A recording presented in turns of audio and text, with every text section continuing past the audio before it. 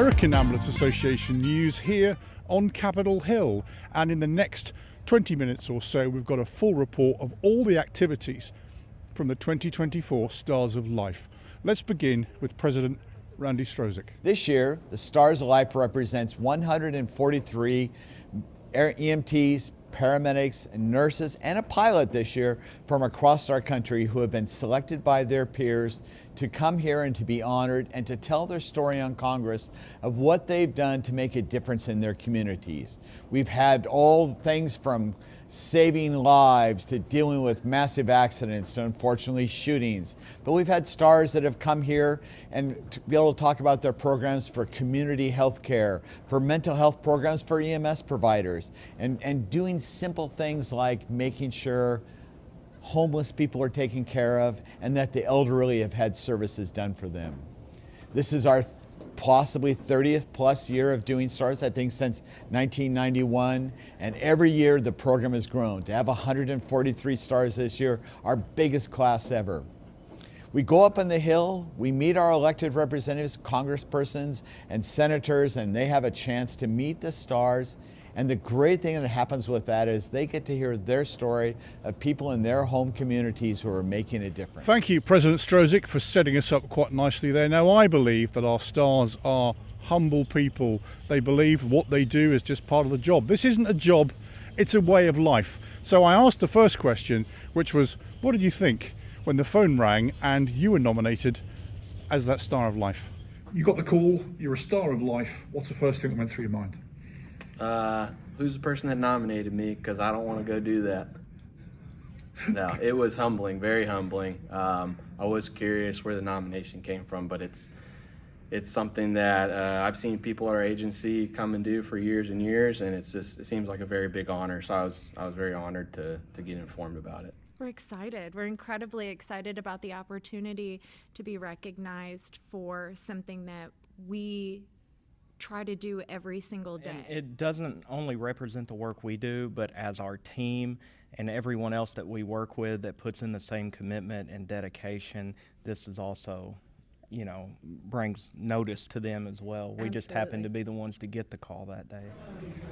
I found it really hard to believe and amazingly honored, just flabbergasted. Just, I don't know what else to say.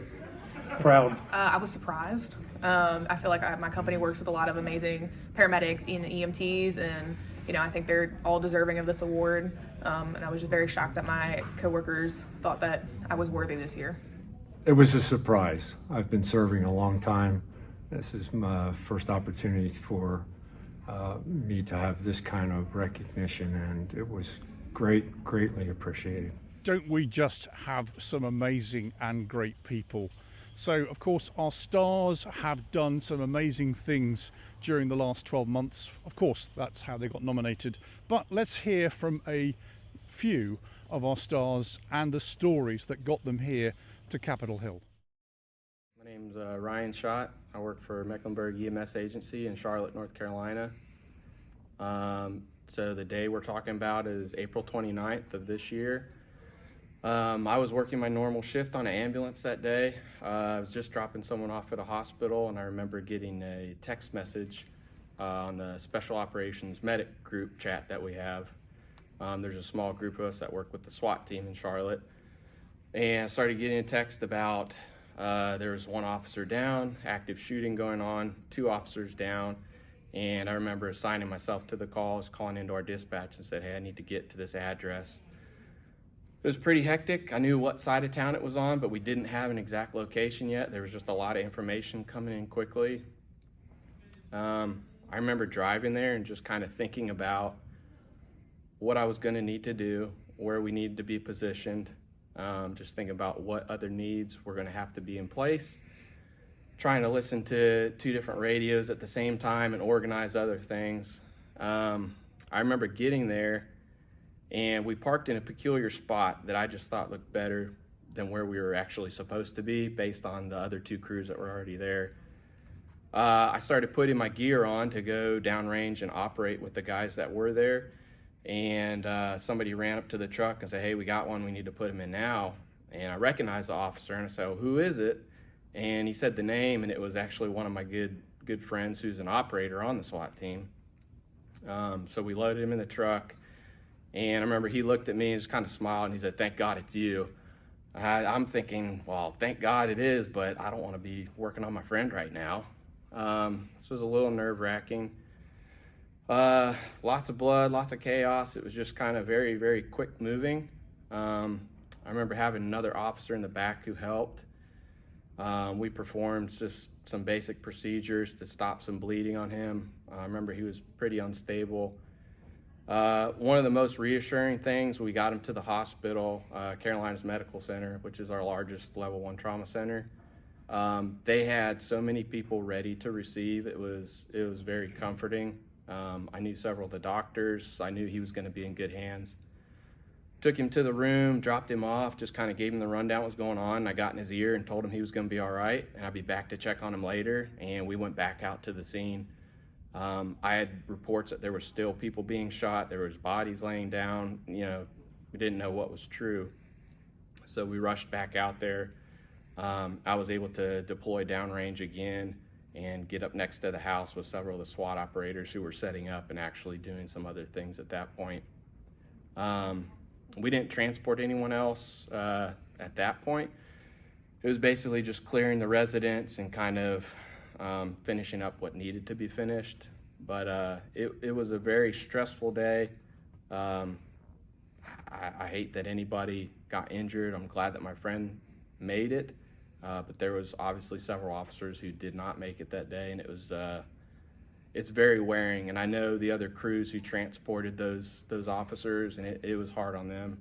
And there's just been a lot of residual effects from that. It was in December. The weather was very cold and dreary day.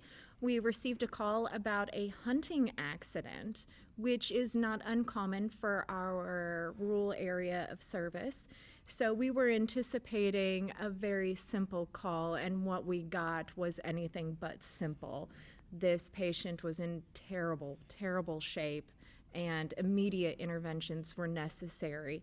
We actually had someone dressed as Santa Claus who came out to see if he could help at all, and we actually needed his help getting the patient loaded into our helicopter. So Santa helped us load the patient a couple days before Christmas. And so when we got to the patient, he was in terrible, terrible condition. Brent can tell you a little more about that.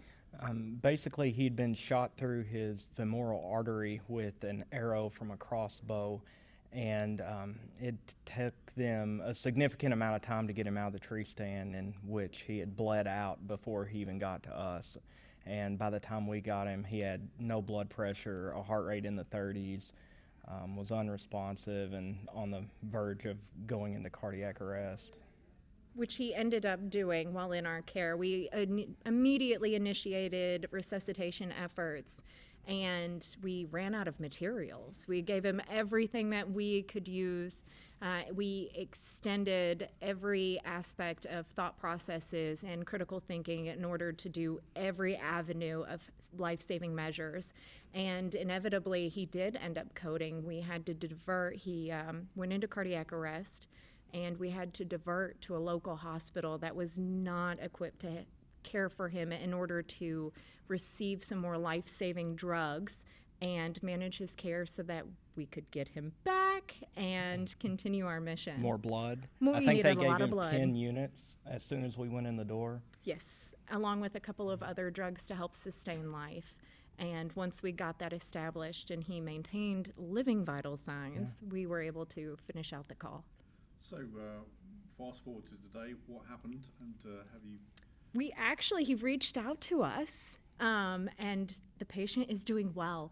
Was not expected to ever walk again, and recently, after the 4th or 5th surgery, took his first steps, and is expected now to make a full and complete recovery.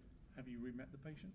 We are slotted to go and meet with him as well as his family members in the very near future. So We've we're excited. spoke with him. We just haven't got to meet with him. Yes. How does that all make you feel? Excited. Yeah. To get to meet the person instead of the patient. Well, in EMS, it's not often we get to re-see our patients. A lot of times when we drop them off, we don't get to hear the outcome. And this one was kind of not a typical patient that we got, and we really followed up on it and try to keep up with it to see how he did. Yeah, the prognosis for him was not. It was very poor. A traumatic cardiac arrest is not typically survivable. Yes. Most of the time. You know what you went through. You know now the outcome. How does that make you feel? Proud. Yeah, I feel I think very proud. The training that we've received, the education, all of the mundane daily tasks Yeah. that we do, our clinical expertise, our skill sets, then the things that everyone has taught us along the way all went into Right. play that day. And so I'm very proud to have been able to perform that task at hand.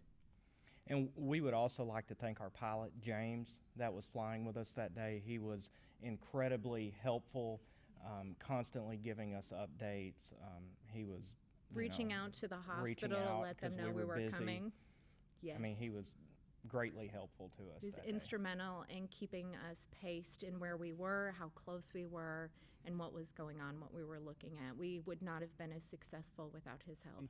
That's my live feed from Capitol Hill, but let's leave the last word to President Randy Strozic. President Strozic, thank you very much for joining us. Also, I just want to thank you for your presidency. You have been an amazing leader. You've been a great friend to me and a great friend to others. And from me to you, mate, thank you for an amazing job. You know, Rob, to kind of be at this point in time in my career, towards the end, not that I'm that old, I'm a little old, this last year has just gone so fast, 2 years. The things we've gotten to do, the work we've done legislatively, gap back, funding, getting people known for what EMS and what ambulance services are to America has been a valuable thing. I have an amazing board to work with, an amazing staff at the AAA, and I've got hundreds and hundreds of friends who have made this so special for me.